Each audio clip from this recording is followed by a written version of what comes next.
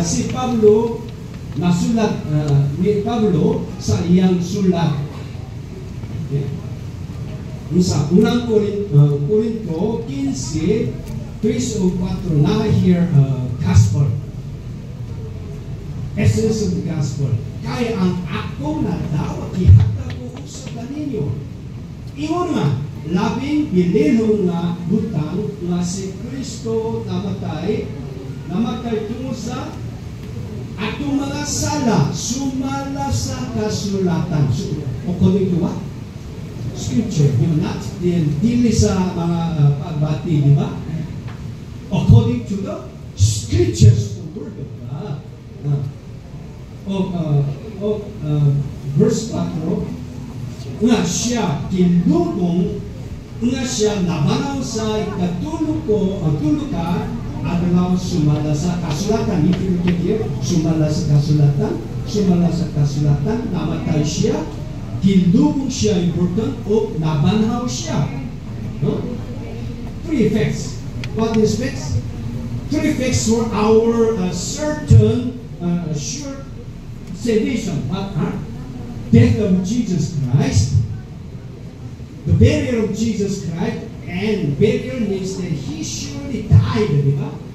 Dili fake, no? Dili fake, dili false, truth, and then resurrected.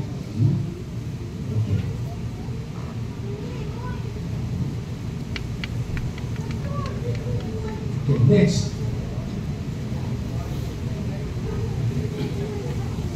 Look carefully at three facts. Well, first one is correct that si Kristo namatay alang sa atong mga sala sumala sa kasulatan. Okay.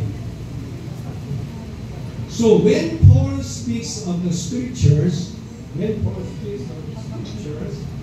he means what at the time walay good Bagong Testamento sa panahon ni Pablo, di ba? He used what? Testamento. Paul speaks of the scripture, he means the Old Testament scriptures. Isaiah already long time ago nitang na pahin sa pagkatao ni Jesus Cristo, pagkalubong kinubong o pagkabanhaw ni Jesus Cristo. Prophesied already long time ago. Okay, next. So, Christ died, never changed. This is the truth. Namatay si Kristo alang sa ato, mga sala. Dili sa ayang mga sala, di ba? Christ died, our sins. Not for his sin. This is important, di ba? Okay. So, if you look at here, prophet Isaiah prophesied sa pag-antos o kamatayan sa Mesiyas. Nilintang na nasulat sa alang karato sa Isaiah 53. Isaiah 53 is the gospel mayong balita sa Daang Testamento. So what is the gospel of the New Testament?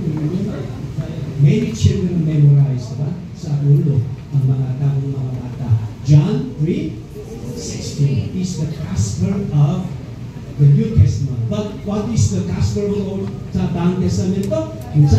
Is Isaiah 53. You remember? Okay, next. Verse 3. Let's go please. Is now ang record of the sufferings of our Lord at the hands of the mockers, So, Isaiah 53, nalayon, let's go please.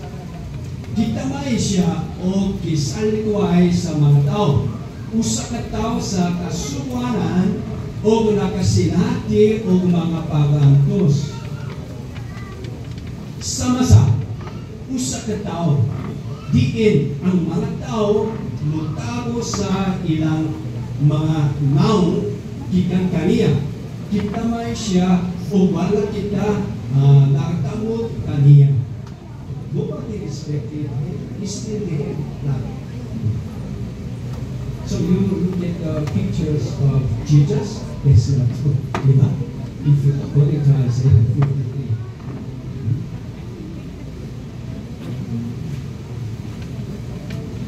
So, why was this one suffering? Why was he suffering? What? Isaiah 53 verse 4, 5 na kayo.